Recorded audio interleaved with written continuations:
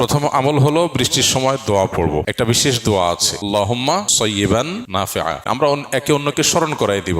আমাদের দাওয়ার টিচাররা, অন্য ভাইয়েরা, বিভিন্ন হোয়াটসঅ্যাপ গ্রুপে অন্য সহকর্মীদেরকে আমরা আল্লাহর জিকির, আল্লাহর স্মরণ, জান্নাতের পথে বিষয়গুলোকে স্মরণ করাবো। কারণ শয়তান সে সর্বক্ষণ তার নিরলসভাবে কাজ চালিয়ে যাচ্ছে আমাদেরকে জাহান্নামে নেওয়ার জন্য। অতএব আমাদেরও নিরলসভাবে চেষ্টা চালাতে হবে সেটা ঠেকাবার জন্য। এজন্য একে অন্যকে স্মরণ করাবো ইনশাআল্লাহ। বৃষ্টির সময় আমরা দোয়া পড়বো, আল্লাহুম্মা সাইয়্যিবান নাফিআ।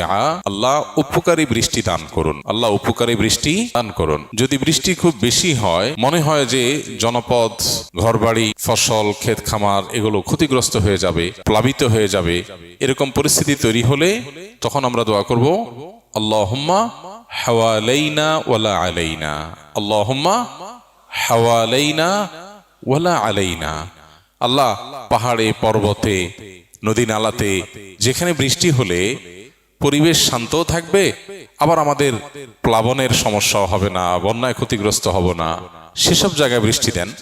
ওয়ালা আলাইনা, আমাদের যে সমস্ত জায়গায় বৃষ্টি দিলে ঘর বাড়িতে, ক্ষেত খামারে আমাদের ক্ষতিগ্রস্ত হব আমরা, রাস্তাঘাট ডুবে যাবে, সেখানে বৃষ্টি দিবেন না। মদিনায় একবার অনাবৃষ্টি হচ্ছিল।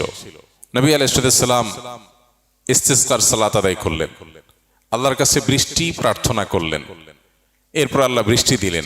এমন বৃষ্টি শুরু হলো, মদিনার ঘর বাড়ি, রাস্তাঘাট ক্ষতিগ্রস্ত হতে শুরু করলো। নবীজি তখন আল্লাহর কাছে দোয়া করলেন, আল্লাহুম্মা হাওয়ালাইনা ওয়া আলাইনা। এরপরে বৃষ্টি আবার থেমেও গেল।